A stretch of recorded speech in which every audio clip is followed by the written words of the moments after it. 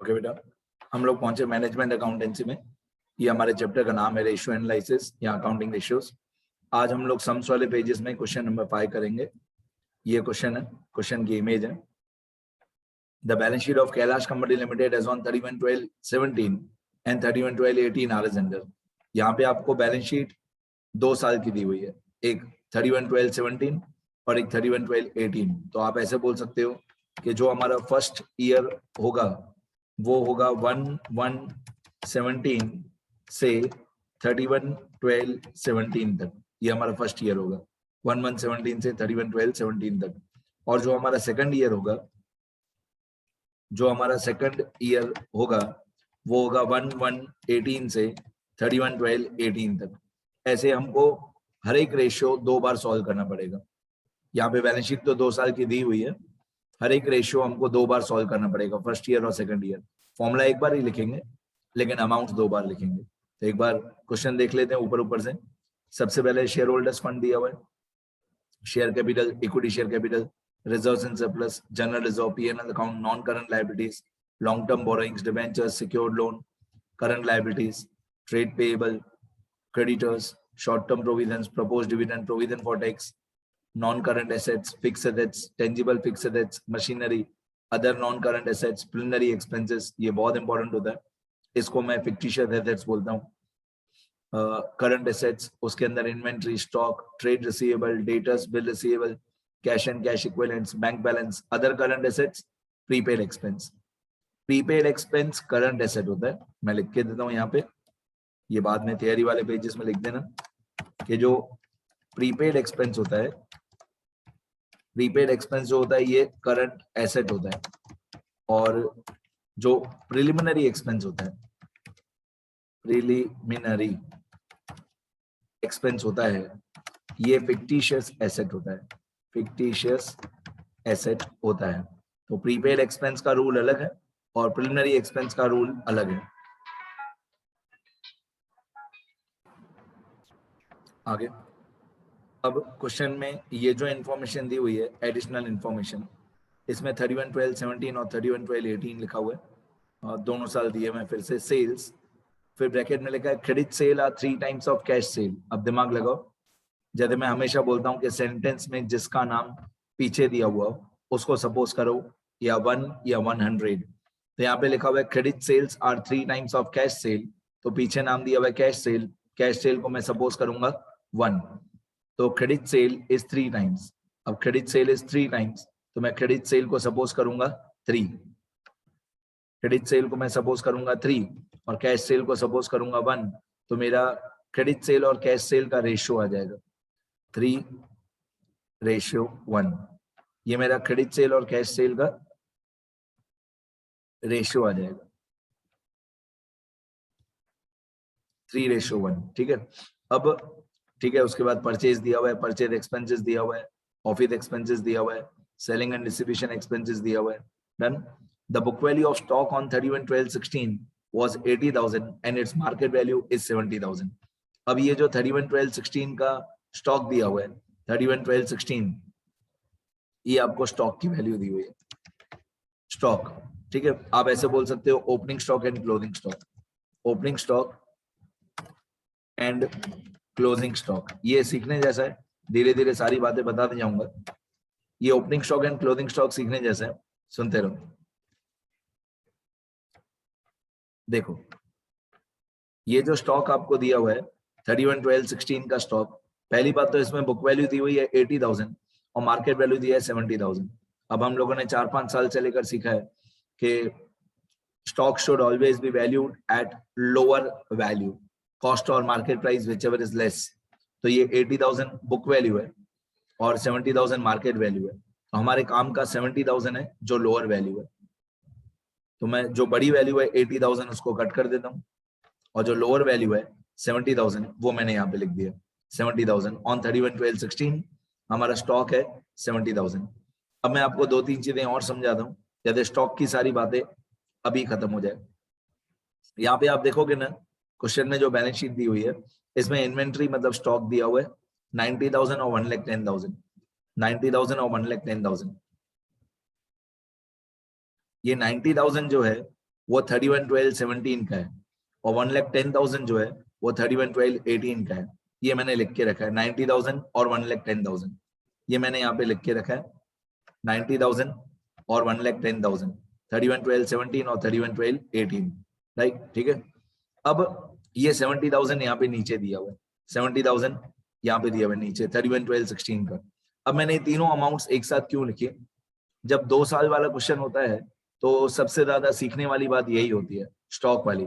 जब हम लोग एवरेज स्टॉक निकालेंगे, जब हम लोग एवरेज स्टॉक फाइंड आउट करेंगे, तो पहले साल का ओपनिंग और क्लोजिंग, हमारा पहले साल का ओपनिंग और क्लोजिंग होगा 70,000 और 90,000, ठीक है, क्योंकि हमारा पहला साल है 1/1/17 से 31/12/17, हमारा पहला साल है 1/1/17 से 31/12/17, तो 31/12/16 या 1/1/17 एक ही बात है, 31/12/16 या 1/1/17 एक ही बात है।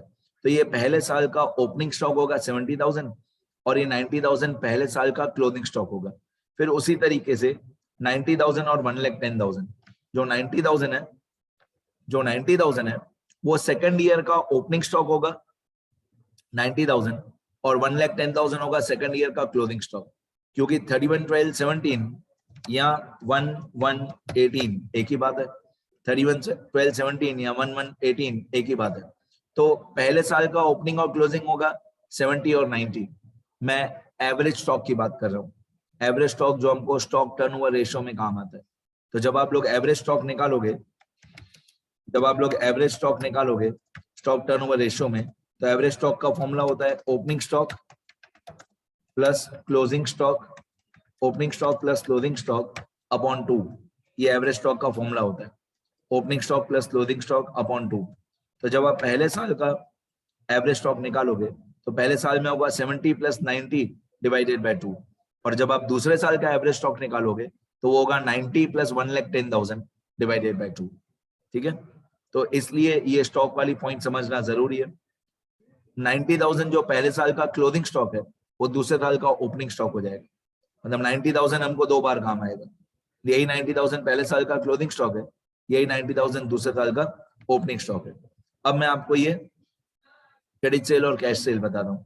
जैसे पहले साल का 2,40,000 जो है ये टोटल सेल है, तो यहाँ पे मैंने एक स्टेटमेंट बना के रखा है वर्टिकल फॉर्म में, मैंने थियरी वाले पेजेस में से सारा स्टेटमेंट कॉपी किया, ठीक है। ये सेम थियरी वाले पेजेस में मैंने सिखाया है आपको। पहले सेल्स के अंदर 2 सेल होते हैं, कैश सेल और क्रेडिट सेल, दोनों को प्लस करेंगे तो टोटल सेल आएगा, उससे सेल्स रिटर्न माइनस करेंगे तो नेट सेल आएगा, नेट सेल में से कॉग्स माइनस करेंगे तो ग्रॉस प्रॉफिट आएगा, ठीक है। ग्रॉस प्रॉफिट में ऑपरेटिंग इनकम प्लस करेंगे सारी, और ऑपरेटिंग एक्सपेंसेस सारे माइनस करेंगे तो ऑपरेटिंग प्रॉफिट आएगा। फिर नॉन ऑपरेटिंग इनकम प्लस करेंगे और नॉन ऑपरेटिंग एक्सपेंस माइनस करेंगे तो profit before interest and tax आएगा। फिर ITD 3 चीजें माइनस करते हैं, ITD मैं हर लेक्चर में बता दूं, I for interest, T for taxes, D for preferential dividend, ठीक है। ये फॉर्मेट मैंने तो पूरा ऊपर से कॉपी किया है, बट आपको एग्जाम में फॉर्मेट याद करके जाना पड़ेगा घर से। जिस भी क्वेश्चन पेपर में ट्रेनिंग PNL नहीं दिया हुआ है तो आपको पहले से ही इसको बनाना पड़ेगा फॉर्मेट, और जितनी हो सके ज्यादा लाइन छोड़ छोड़ के बनाना। अब जैसे यहाँ पे हम लोगों को पहले साल का टोटल सेल दिया हुआ है 2,40,000, ये पहले साल का टोटल सेल दिया हुआ है 2,40,000, ठीक है। ये रहा, ये पहले साल का टोटल सेल दिया है 2,40,000। फिर ब्रैकेट में लिखा है credit sale are 3 times of cash cell.